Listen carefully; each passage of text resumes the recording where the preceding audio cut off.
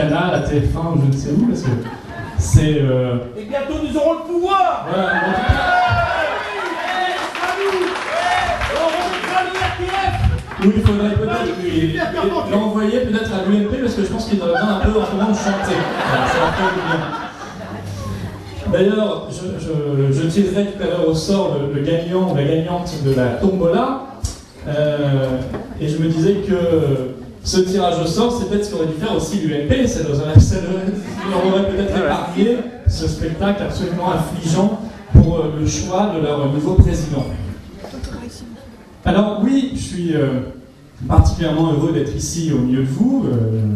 J'avoue que j'avais jamais vu une ambiance pareille dans une réunion publique, et on sent une maîtrise, une organisation, une efficacité, une conviction aussi, et une joie de vivre, parce qu'il faut ça pour faire du militantisme, pour faire de la politique, il faut aussi communiquer tout le bonheur qu'on a à partager des idées, et je crois qu'ici, en Saône-et-Loire, vous êtes servis. Voilà. Donc ceux qui ne sont pas encore adhérents, qui ne sont pas encore rejoints, honnêtement, je crois que c'est le jour pour le faire. Alors n'hésitez pas, adhésion prestige ou pas, vous faites ce que vous voulez, mais je crois que c'est bien de nous rejoindre parce qu'on a besoin de chacun et chacune d'entre vous, la France a besoin de chacun et chacune d'entre vous, et on en aura besoin tout simplement dès les municipales de 2014.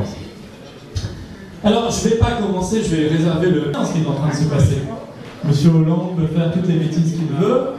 Vous avez toujours un Juppé, un Copé, un Fillon, une Cocoe, ou je ne sais quoi, pour masquer tout ça. Oui, bon, écoutez, moi je pense que ce qui apparaît très clairement depuis l'élection de François Hollande et le nouveau gouvernement socialiste, c'est que, bon, le changement c'est maintenant, nous avait-on dit. Bon, je crois qu'on attend toujours. Ce qui transparaît de manière absolument évidente comme jamais, c'est le grand sentiment de continuité. C'est-à-dire que les Français auraient pu hiberner pendant 6 mois, on aurait pu s'endormir avant l'élection présidentielle, se réveiller maintenant, et on ne verrait pas évidemment la différence dans les politiques menées. Je prends quelques exemples. La TVA sociale. Vous savez ce que ça veut dire, TVA, TVA sociale. TVA, ça veut dire tout va augmenter. C'est exactement ce qui va se passer. La TVA sociale de Sarkozy, grand combat de François Hollande pendant la campagne, souvenez-vous, est devenue la TVA socialiste. Mais objectivement, c'est la même chose, et ce sont les mêmes qui vont payer. Le traité européen budgétaire qui transfère notre souveraineté budgétaire à des gens incompétents, des gens qui ont d'autres intérêts que l'intérêt général, l'intérêt national, qui sont soumis aux banques, qui sont soumis à la finance, qui sont soumis à tous les lobbies, au point que nous ne sommes plus aujourd'hui dans une démocratie, mais bien dans une lobbycratie, dans une bancocratie, le pouvoir des lobbies, le pouvoir des banques. Eh bien, ce traité que soi-disant Hollande allait renégocier, on s'en souvient, eh bien, il l'a adopté, il l'a fait ratifier les voix du PS et les voix de l'UMP, eh bien, sans en changer une seule virgule, ni un seul mot. Et puis en matière d'immigration, écoutez, moi je ne vais pas très loin, j'écoute simplement notre ministre de l'Intérieur, M. Valls. Il est arrivé place Beauvau, il nous a dit moi ça va être simple, je vais faire exactement la même politique d'immigration que Nicolas Sarkozy. J'aurai exactement les mêmes objectifs, et notamment toujours 200 000 entrées par an d'étrangers légaux. Je ne parle pas des clandestins, je parle que des entrées légales, 200 000 par an. C'est quand même l'équivalent d'une ville comme Lille. On va continuer sur le rythme de 30 000 régularisations de clandestins par an, comme sous Sarkozy. Sarkozy a régularisé 150 000 clandestins sous son mandat. Lui, vous avez promis l'affaire de régularisation massive. Écoutez, si 150 000 c'est pas massif, je ne sais pas ce qu'il lui faut. Peut-être 1 million, 2 millions, voilà. C'est évidemment l'AME, l'aide médicale d'État réservée aux clandestins, qu'on nous présente aujourd'hui comme une évidence absolue, ce serait scandaleux de vouloir la remettre en cause. Excusez-moi, mais elle n'existe déjà qu'en France, elle existe en Espagne, ils ont eu l'intelligence là il y a quelques mois de la supprimer, eux en pleine crise, parce qu'on a peut-être autre chose à payer alors qu'on a 5 millions de chômeurs et 11 millions de pauvres. Et puis elle n'est pas vieille, elle date de l'an 2000. On a vécu quand même pas un paquet de siècles et d'années sans l'AME. Elle a été créée par Lionel Jospin. Le gouvernement UMP ne l'a jamais supprimée. Au contraire, son budget est passé en 10 ans de 70 millions d'euros par an à 700 millions d'euros par an, et ça ne cesse d'augmenter. On l'a déjà multiplié par 10. Et aujourd'hui, quand j'entendais, parce qu'on n'entend plus rien aujourd'hui du UMP en termes d'idées, mais quand j'entendais l'UMP nous dire en campagne interne, Monsieur Copé, on va supprimer la ME, promis demain on le fera, hein, c'est évident, on fera toujours demain ce qu'on n'a pas fait hier, vous avez remarqué. Hein.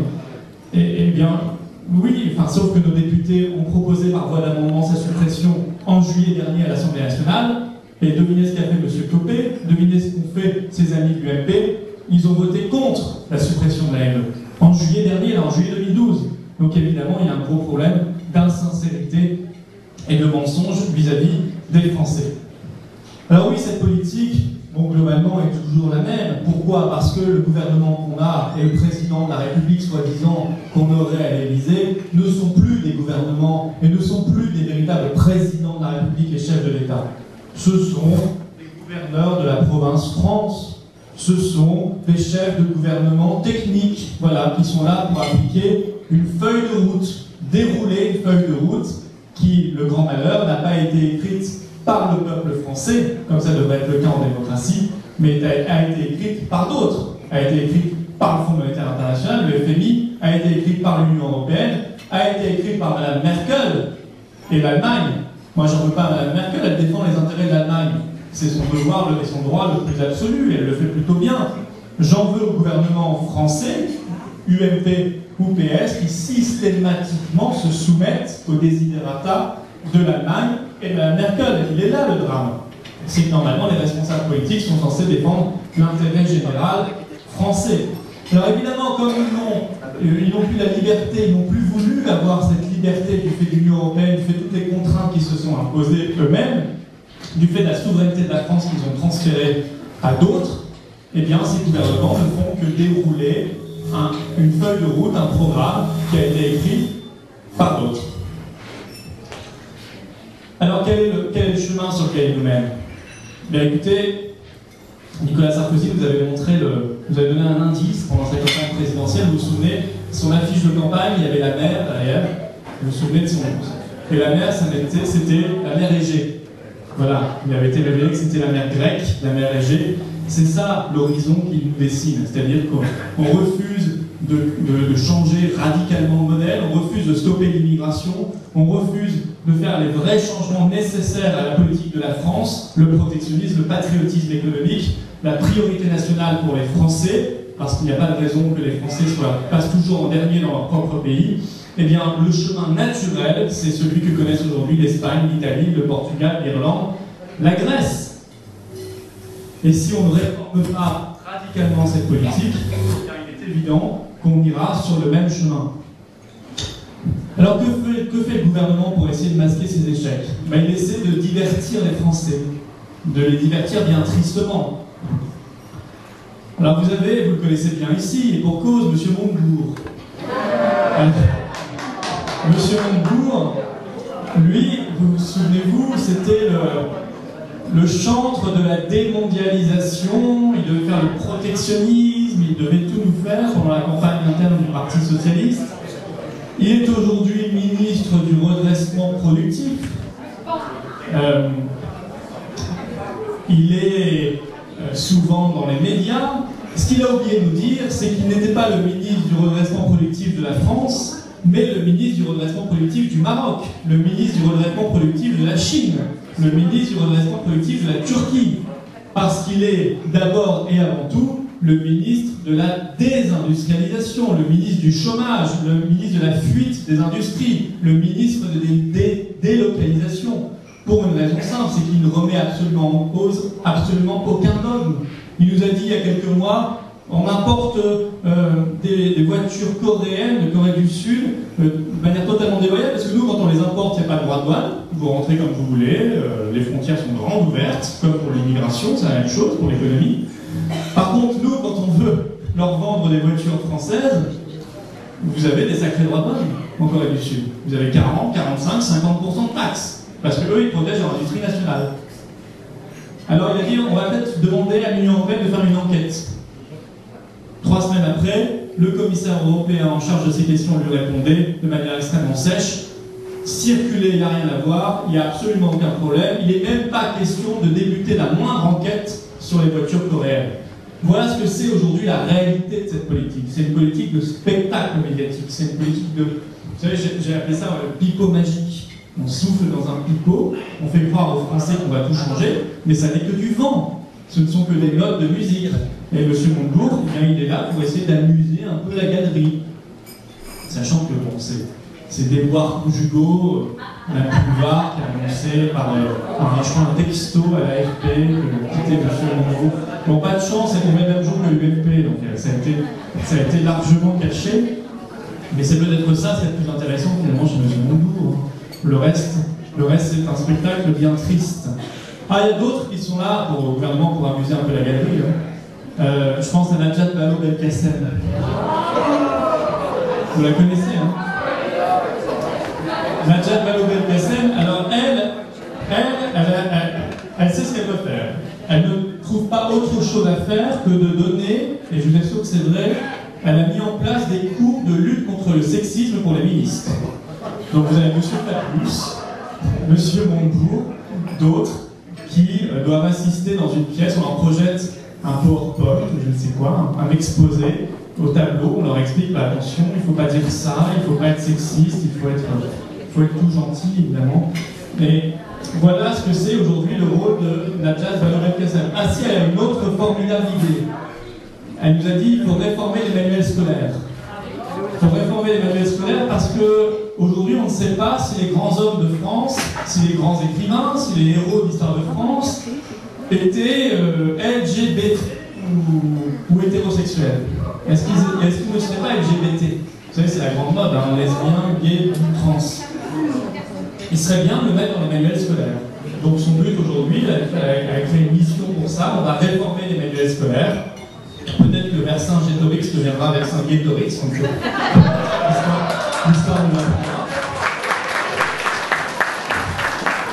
Mais voilà à quoi est payé une ministre, voilà à quoi sont payés ses collaborateurs du cabinet, voilà à quoi sont payés les membres de son administration, à faire des sottises pareilles, des sottises assez graves en plus. Parce que ça, évidemment, derrière ça, il y a une idéologie. Voilà, une idéologie communautariste, une idéologie qui fait que, je veux dire, on se moque que les héros de l'histoire de France, on s'en moque complètement. Ce qui nous intéresse, c'est ce qu'ils ont fait. Voilà. Et on se moque aussi d'orientation sexuelle ou je ne sais quoi, ou du poids, parce que peut-être que demain, on aura un lobby des gros, et puis on va voir le ministre pour dire attention, tel héros faisait plus de 120 kilos, c'est bien de le préciser. Ou les blondes, quoi, ou les brunes. Voilà ce que c'est que l'idéologie que transporte ce gouvernement. Je ne parle même pas des salles de shoot, hein, les salles de shoot de Mme Taubira et autres.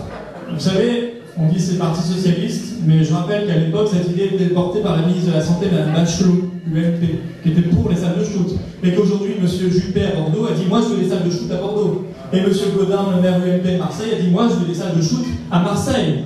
Voilà, vous ne croyez pas que c'est simplement une lubie du Parti Socialiste, c'est largement partagé. Voilà, parce que le but, bien sûr, c'est de faire en sorte que les riverains ne voient plus les gens qui se droguent dans les rues, parce que c'est des mauvais genres, mais il vaut mieux qu'on les mette dans des salles, ça change absolument rien au problème. C'est un vrai problème en termes philosophiques et moraux, que ça on ne veut pas voir, mais il est évident qu'en termes électoralistes, ça permet de nettoyer un petit peu les rues, voilà, ça permet de cacher un peu la misère, et puis ça permet de peut-être passer un petit peu plus facilement pour les élections municipales qui arrivent. Voilà pourquoi M. Gaudin et Juppé et UMP sont favorables à cette idée complètement délirante, qui ne peut sortir d'un cerveau que d'un cerveau qui aurait peut-être un petit peu abusé justement sur le shoot et autres joyeusetés. Je m'en moque totalement. Ce qui me fait plus mal, ce qui moi, je pense que là où la réforme pourrait avoir lieu, c'est de réintroduire tout simplement l'apprentissage de l'histoire de France dans le manuel scolaire. Parce que depuis Sarkozy et là Hollande, je crois, vient de supprimer Joffre et Foch, nos maréchaux de France, il vient de les supprimer des manuels scolaires, eh bien on n'enseigne plus clairement l'histoire de France. Vous savez que Jeanne d'Arc est passée à la moulinette, Louis XIV très largement, Napoléon, c'est en toute fin d'année, le 25 juin, s'il reste un peu de temps. Voilà. Et c'est cela aujourd'hui qu'on met dans les manuels scolaires, c'est l'expression de toute idée d'histoire de France. Pourquoi? Ça aussi c'est l'idéologie. Parce qu'il est évident que quand on coupe les jeunes Français de leurs racines, quand on les coupe de leur histoire, quand on les coupe de leur passé, on les empêche de se projeter dans un avenir français. On n'a pas d'avenir si on n'a pas de passé. On n'a pas d'avenir si on ne connaît pas son passé, si on ne connaît pas son histoire. Et c'est bien ça qu'ils veulent. Parce que ce qu'ils veulent, c'est un monde de consommateurs, décérébrés, qui regarderaient la Starac ou je ne sais quoi toute la journée, interchangeables, qui sont là simplement pour consommer avec le peu d'argent qui leur reste, parce que souvent maintenant ils sont au chômage, ils sont au chômage ou ils seront jetés comme des Kleenex dans des emplois précaires. Mais il ne faut surtout pas qu'ils soient attachés à une identité nationale, à une histoire, à une volonté commune, parce que ça, ce sont des freins, ce sont des résistances à un ordre marchand, à l'argent roi qui veut tout contrôler. Voilà ce que c'est. C'est le même problème pour le halal. Quand on nous a dit, oui, mais c'est pas très bien que dans certains pays ou autres, dans certaines villes, il n'y a plus de boucherie non halal, comme à Roubaix, ça n'est pas bien parce que les gens n'ont pas le choix. C'est ce que nous avons dit. On nous a répondu, oui, mais c'est la loi du commerce. C'est la loi du commerce. Et on voit comment ils avancent ensemble.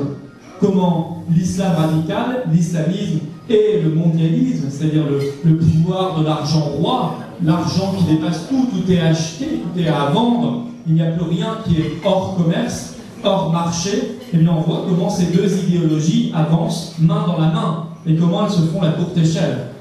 Voilà quelle est l'idéologie derrière tout cela, et voilà ce contre quoi il faut évidemment se battre. Alors, est-ce qu'on peut se battre contre cela avec l'UMP? Bon, écoutez, ça me gêne de parler de l'UMP parce qu'entre le début d'une réunion et la fin d'une réunion, il peut se passer beaucoup de choses chez eux. Peut-être qu'on apprendra que le président qui était validé par la commission, la COCOE, en fait, ils ont recompté, il y a 24 voix supplémentaires. Peut-être qu'on apprendra que la médiation de M. Juppé n'est plus acceptée. Bon, écoutez, il nous livre là, et je pense qu'il ne faut pas s'en réjouir, il nous livre là un spectacle absolument déplorable. Vous savez, il y a déjà un fossé immense entre les citoyens, entre les Français et leurs responsables politiques et leurs élites politiques. Beaucoup ne participent plus, sont déjà dégoûtés. Et depuis 5 jours, 4-5 jours, vous allumez n'importe quelle chaîne de télévision, vous voyez sur les plateaux un copéiste contre un filoniste en train de se jeter à la figure des noms d'oiseaux, en train de se jeter des anathèmes, des insultes. Ça n'est pas idée contre idée, c'est fraude contre fraude. Ah bah moi j'ai fraudé dans le 3e bureau de Marseille-Roubaix, oui, mais moi dans le 3e de Nice. Et inversement, ce spectacle-là, il est le pire de ce que les Français légitimement n'aiment pas dans la politique. Et moi je vois cette affiche, la nouvelle affiche que vous verrez sur les murs bientôt. Une autre voix, c'est vrai qu'il manque maintenant une figure, c'est M. Juppé qui est venu se rajouter à la liste, parce que c'est son grand retour. Peut-être nous diront-ils demain que c'est Valéry Giscard d'Estaing qui fera une médiation, qui prendra le contrôle temporaire de l'UMP, pourquoi pas, mais pour en emmener. On est allé chercher un Premier ministre, je crois qu'il était à Matignon il y a 17 ans. Bon. L'UMP aujourd'hui, qu'est-ce qui se passe à l'UMP? Est-ce que c'est un combat de courant? Est-ce que c'est un combat d'idées? Non. Si c'était un combat d'idées, à la limite, ce serait presque noble. Il peut y avoir en politique des combats d'idées, il peut y avoir des... Oui, ça peut arriver, voilà. Mais quand vous voyez Raffarin, normalement le mou, qui soutient Copé, soi-disant le dur, vous dites qu'évidemment, c'est pas un combat de ligne, c'est pas un combat d'idées. Quand M. Copé, pendant la campagne, a parlé des petits pains et... Leur combat a commencé avec un petit pain en chocolat, c'est fini en cours de récréation, par des chamailleries. Il y avait une certaine cohérence finalement. Mais, et je crois qu'ils vont tous finir collés finalement, collés par les Français. Mais quand M. Copé a parlé de tout cela, parlé du racisme anti-blanc, il est évident, et c'est même pas moi qui l'invente, c'est Nathalie Kosciusko-Morizet qui l'a avoué. Elle l'a avoué l'autre jour, elle a dit tout ça c'était de la tactique politique et du marketing. Bah oui, tout cela c'est comme d'habitude la tactique politique et du marketing. Il n'y a pas de sincérité là-bas. Quand Copé nous parle de cela, je vous rappelle ce que je vous disais tout à l'heure. Il a voté contre la suppression de l'aide médicale d'État proposée par nos propres députés il y a à peine 3 mois. Quand il nous dit « je ferai demain ce qu'on n'a pas fait hier », j'ai le sentiment d'entendre un certain Nicolas Sarkozy. Je veux dire, toutes les promesses qu'ils sont en train de faire, puis il y a les nouveaux, là, Geoffroy Didier, je ne sais pas si ça vous dit quelque chose, Guillaume Pelletier, la droite forte. Bon, écoutez, là, toutes les promesses qu'ils font, ils aiment tellement les propositions, parce qu'ils le disent toujours sur la plateau de télévision, ah mais vous, le Front National, vous ne faites jamais de propositions. 1, c'est faux. 2, eux, ils aiment tellement les propositions qu'ils refont toujours les mêmes. Ils refont toujours les mêmes mandat après mandat. Sur toutes les propositions qu'ils font là, je les ai entendues en 2007 dans la région Sarkozy, je les ai entendues pendant tout son quinquennat, où il les sortait régulièrement sans les mettre en application, et je les ai réentendues pendant cette campagne présidentielle de 2012. Voilà. On devait quitter Schengen, on devait, etc., etc. On devait tellement en faire. Bon. L'UMP, je pense qu'ils sont dans un combat de personne, ils sont dans un combat de vanité, ils sont dans un combat d'ambition personnelle. Et c'est en cela que c'est absolument désolant pour eux. C'est en cela qu'ils sont en train de s'effondrer sous nos yeux. C'est en cela que ce parti, qu'on croyait un édifice assez solide, etc., était en fait complètement vermoulu.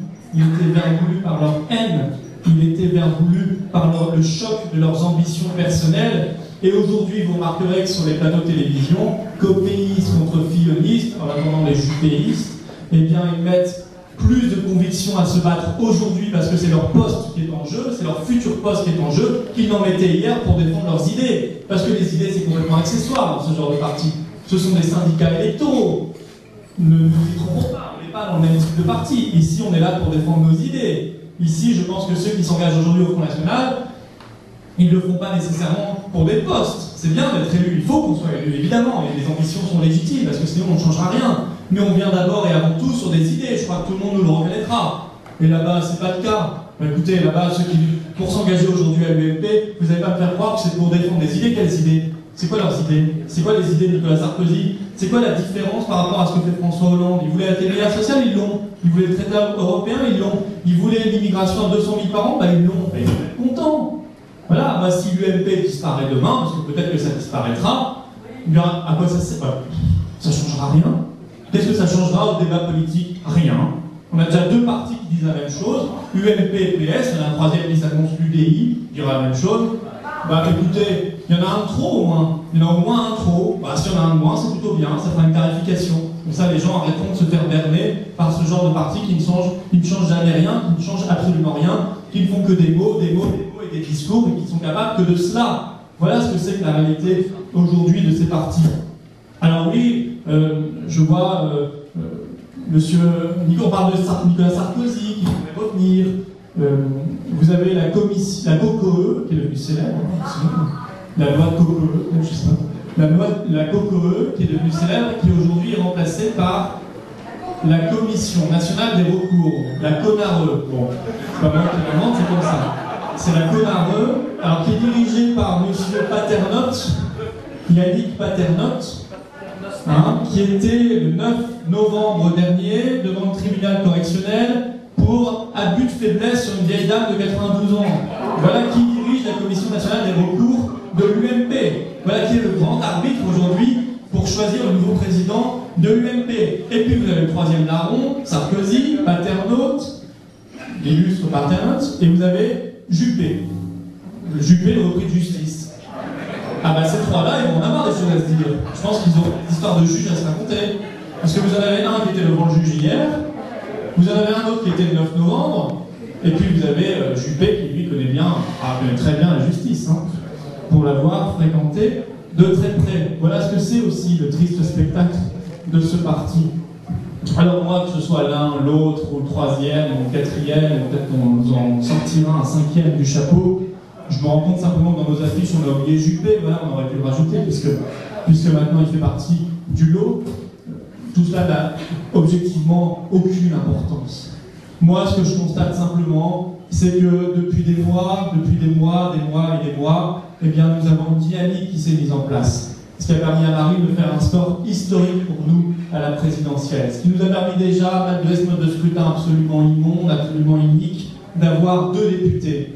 Ce qui nous a permis de créer une dynamique sur le terrain, d'avoir un nombre aujourd'hui record d'adhérents. Le Front National, dans toute son histoire, n'a jamais eu autant d'adhérents et de militants sur le terrain que maintenant. Ce qui nous permet de faire des réunions comme celle-ci, où il y a du monde, où il y a une bonne ambiance, où il y a des gens qui adhèrent, où il y a des gens qui nous rejoignent. Voilà ce que je vois. Et ce que je vois en face, je vois des adhérents UMP qui renvoient leurs cartes déchirées, comment ne pas les comprendre, qui leur envoient des lettres d'insultes. Et je vous annonce que hier, rien que par Internet, on a fait, et c'est la vérité, on a fait 4 fois plus d'adhésions qu'un jour normal. 4 fois plus d'adhésion qu'un jour normal.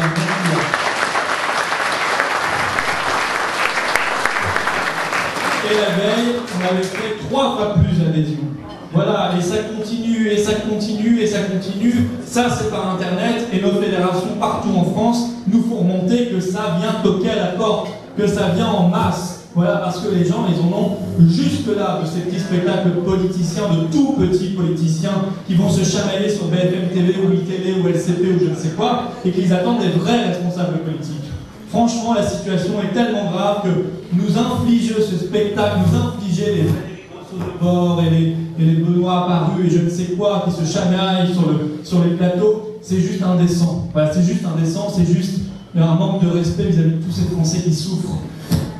Et les Français, eh bien, ils aiment la politique, ils ont envie de s'engager pour leur pays, ils ont envie de s'engager pour leurs idées, et ils ont bien compris que c'était plus dans ces vieux mastodontes, hein, parce qu'à l'UMP, les militants vont manifester devant le siège de leur propre parti, vous avez vu ça. Au Parti Socialiste, ce sont les Verts qui vont manifester contre leurs propres ministres verts au gouvernement. Voilà, dans l'histoire de l'aéroport dans l'ouest de la France, vous l'avez vu. Voilà, bon, on ne peut pas continuer comme ça. Alors oui, nous incarnons une autre voix, comme c'est écrit sur les affiches. Oui, nous incarnons une autre voix avec un X, parce qu'on parle différemment, parce qu'on a autre chose à dire, et on incarne une autre voix avec un E, parce qu'on incarne un autre chemin pour la France, qui est le chemin du redressement national. Oui, il n'y a personne d'autre dans le paysage politique français qui défend le patriotisme économique. Oui, personne ne dit qu'il est anormal que la Poste se fournisse en scooter taïwanais. Oui, il n'est pas normal que la police française se fournisse en Ford. Elle roule en Ford. Ça n'est pas normal, et c'est le cas du dernier appel d'offres.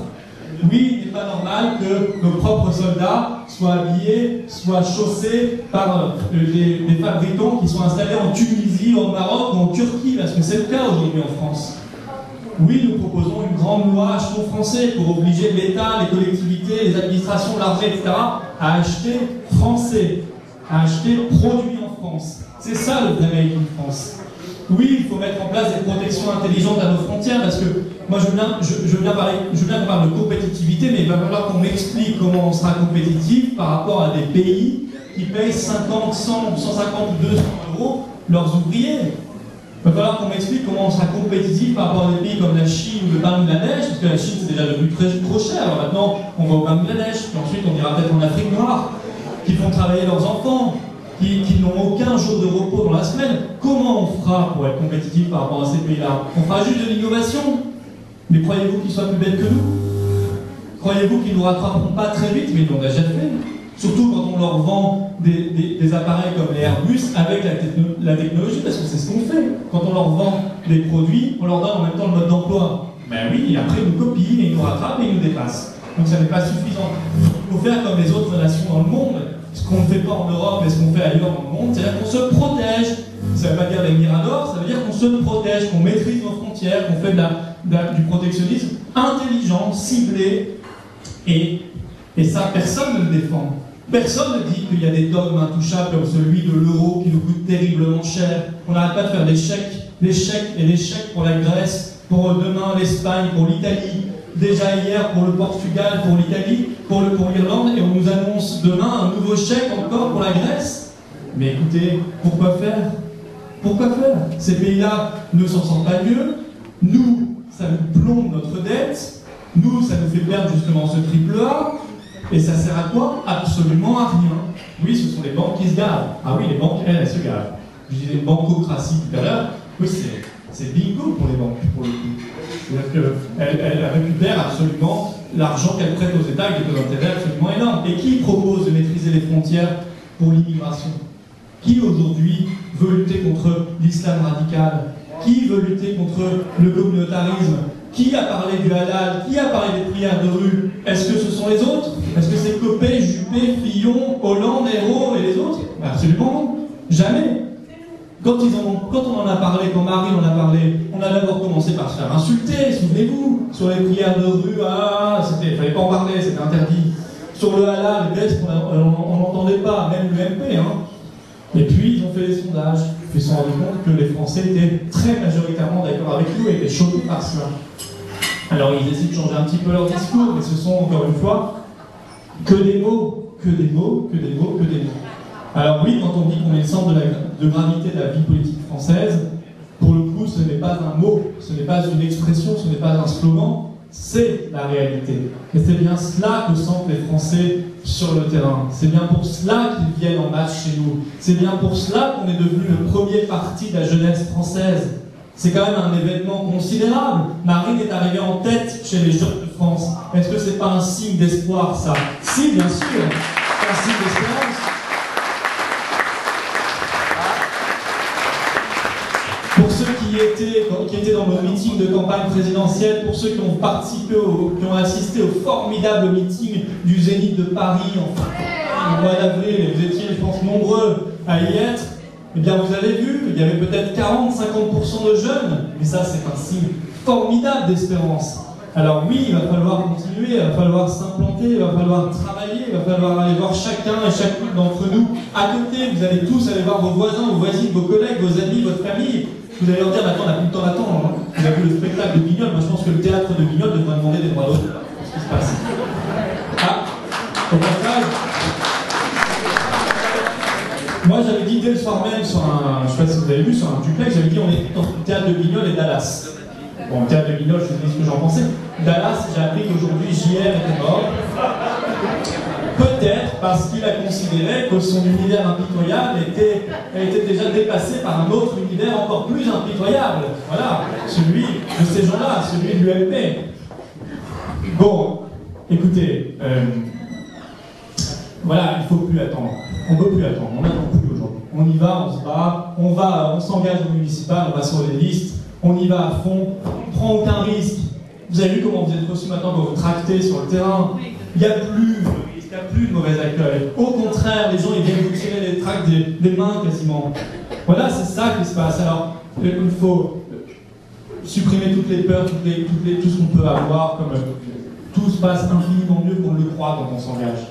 Et ceux qui l'ont fait le savent généralement. Alors oui, parfois on vous le fait encore un peu payer, oui, parfois c'est encore difficile. Je le sais aussi, je le sais parfaitement.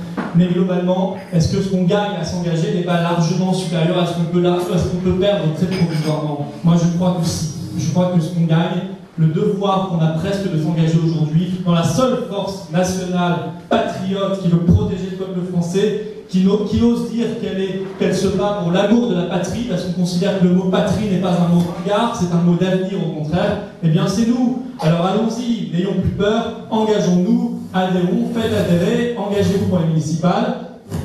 Et comme on le dit, aujourd'hui il y a le Front National, il y a le Rassemblement Bleu Marine.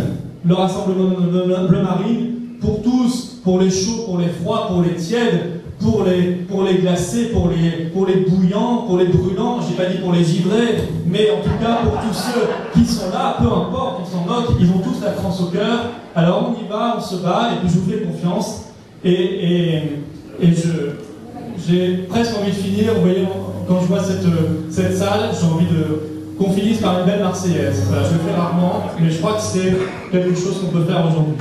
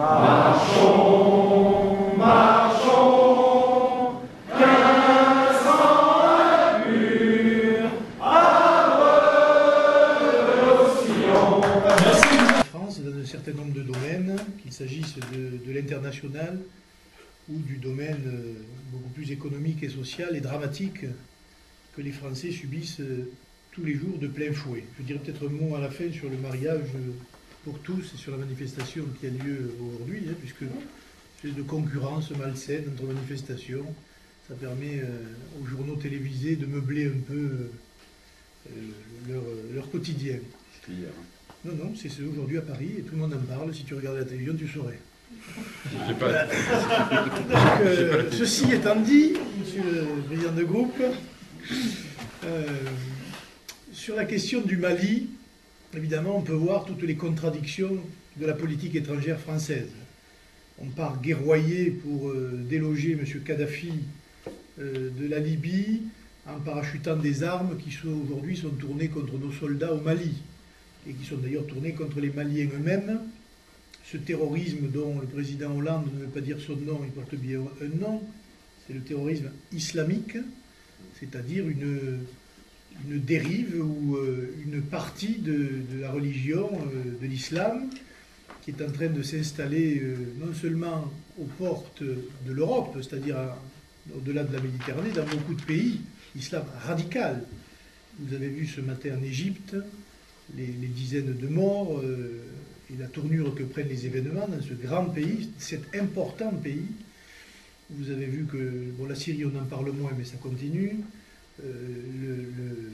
L'explosion qui est en train d'avoir lieu, que nous avions prédit, dont nous avions répété que la Libye était un pays composite, qui était tenu par le colonel Kadhafi d'une manière certes autoritaire, mais pour des raisons historiques. Et nous ne partagions pas évidemment aucune valeur avec le colonel Kadhafi, mais là, nous avons ouvert la boîte de Pandore au point que la célèbre ville de Benghazi, où M. Bernard-Henri Lévy est allé se montrer à grand renfort de médias, et c'est d'ailleurs parti de là que le déclenchement des hostilités, et bien aujourd'hui on est en train de rapatrier tous les Occidentaux de Benghazi parce qu'ils sont menacés par les islamistes. C'est un camouflet pour la France et pour la politique française, et je dois dire que là, gauche et droite sont responsables, puisque le Parti Socialiste avait voté main dans la main avec l'UMP à l'époque l'intervention de la France en Libye. Nous avons donc engagé nos soldats au Mali, dans une guerre dont on a peu d'informations, il faut quand même le dire, et dont on voit bien les difficultés, j'allais dire les difficultés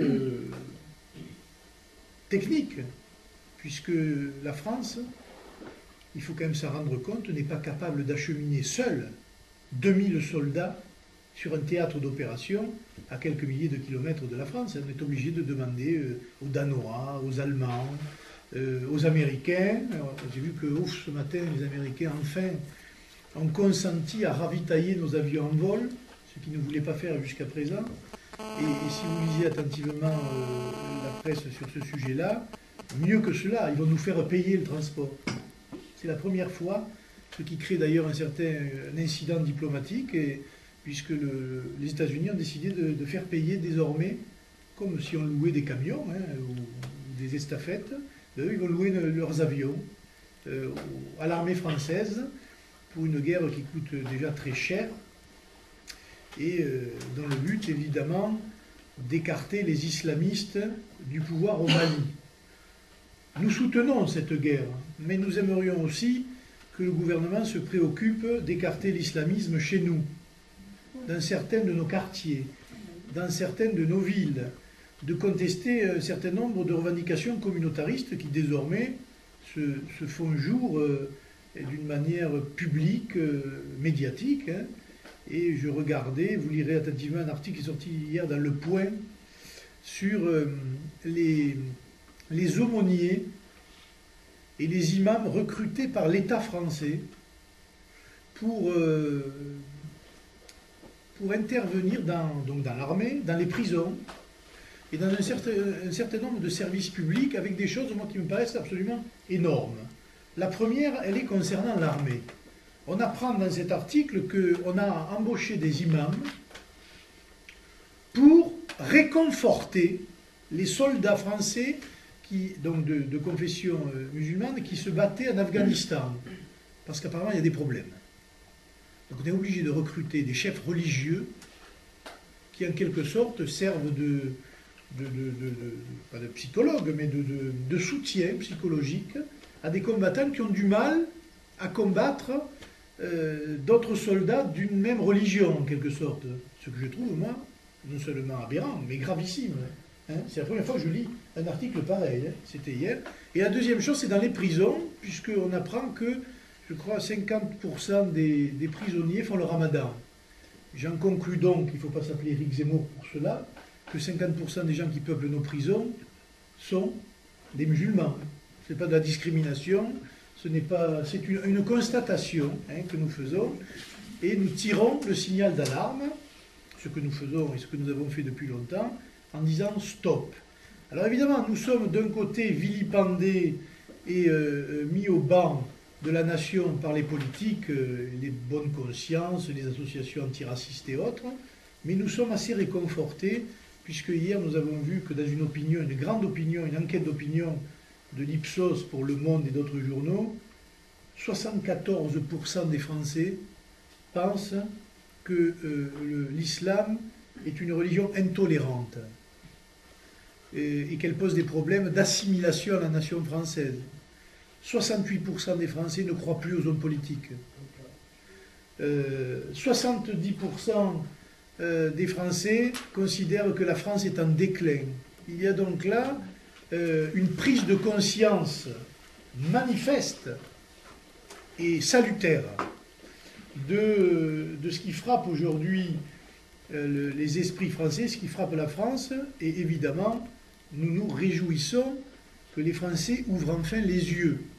Parce que ça ne se traduit pas forcément dans les urnes pour l'instant, mais ça se traduira inévitablement dans les urnes demain. C'est ce que disait un penseur, les victoires idéologiques précèdent toujours les victoires politiques. Je crois que c'était Gramsci. Eh bien, la victoire idéologique, elle est en train d'être remportée par le Front National, sur l'identité nationale, sur la défense du peuple et des plus modestes d'entre nous. La défense de la notion de patriotisme et de patrie, je pense que nous avons désormais une longueur d'avance, au point que tout le monde nous court derrière. M. Montebourg, on l'a vu, a parlé longtemps de patriotisme économique, même s'il n'en a pas défendu une once, alors qu'il est ministre justement du redressement productif, avec succès, parce que depuis qu'il est ministre, il n'a jamais eu autant d'emplois en moins. C'est quand même une performance sérieuse, et je l'ai regardé l'autre jour se démener sur le plateau de France 2. C'est sûr qu'il n'est pas facile de défendre Renault, Peugeot, et à la fois d'un côté de dire c'est abominable tous ces emplois qui quittent la France. Je ne sais pas d'ailleurs si la Saône-et-Loire est touchée par ces choses-là. Et puis dans le même temps de se réjouir pour Renault qu'on bâtisse une usine à Tanger ou on bâtisse une usine à Oran. C'est sûr que les Français, quand ils voient ça, ils se disent mais ils sont devenus fous. Nos politiciens sont devenus fous. Et ils se détournent évidemment des partis droite et gauche confondus. C'est pour cela d'ailleurs que la notoriété du couple Hollande-Hérault est au plus bas et que l'UMP est en quelque sorte aujourd'hui dans la panade. Et le Front National apparaît comme une véritable alternative politique. Et je pense que les élections à venir, qu'elles soient municipales, européennes, cantonales, régionales, marqueront le retour, mais avec un grand air du Front National dans le peloton de tête de la vie politique et avec de grands espoirs, je crois, moi, pour la présidentielle de 2017. Sur les élections, et après je répondrai à vos questions, rapidement, les élections municipales, je crois que Christian fera une conférence de presse spécifique à cela pour vous donner un peu la stratégie du mouvement dans le département. Il est vrai qu'encore une fois, ils sont en train de tripatouiller les modes de scrutin, puisque la proportionnelle, notamment aux élections législatives, on ne sait pas si on l'aura.